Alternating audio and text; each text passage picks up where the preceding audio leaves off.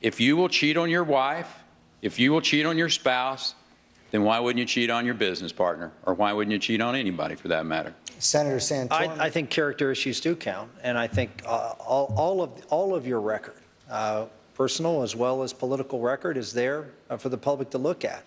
I would not say it's a disqualifier. I wouldn't go that far. I think people make mistakes, and you are held accountable to those mistakes, and the public will listen to what the circumstances and make their decision. But certainly it's a factor, and it should be a factor. You know, I think character is obviously very important. I don't think it should be necessary to have to talk about it. I think it should show through in the way we live, and I think it should show through in your marriage. And I happen to have been married for 54 years and a family person, but I don't think we should have to talk about it. But you know what probably is every bit as important, if your marriage vows are important, what about our oath of office? That's what really gets to me. That's where you're really on the line as a public figure. And that's where I think a lot of people come up real short. In my prior campaigns, I've come out with ads that show who I am and why I've gotten in this race.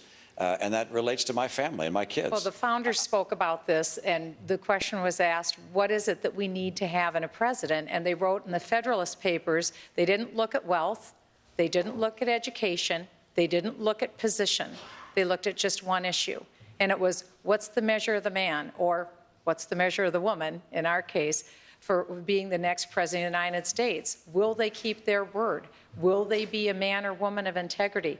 That's what they cared about. That was more important than anything else. And I think here in Iowa, that's what I've seen. That is also what people care about. Who are you really? What is your center? What's your core? What's your worldview? What drives you?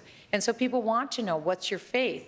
I'm a Christian. I'm unashamed and unapologetic about that. I have a strong faith. I made a proclamation of my faith in Christ when I was 16. And I don't mind if people ask me those questions or ask me about my husband or our family.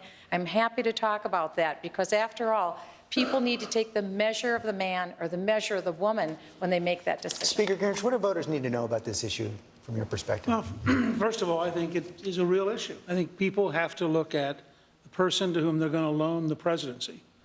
And they have the right to ask every single question. They have to have a feeling that this is a person that they can trust to the level of power we give to the presidency. And I think that's a very, very important issue. And I think people have to render judgment. In my case, I've said up front openly, I've made mistakes at times. I've had to go to God for forgiveness. I've had to seek reconciliation.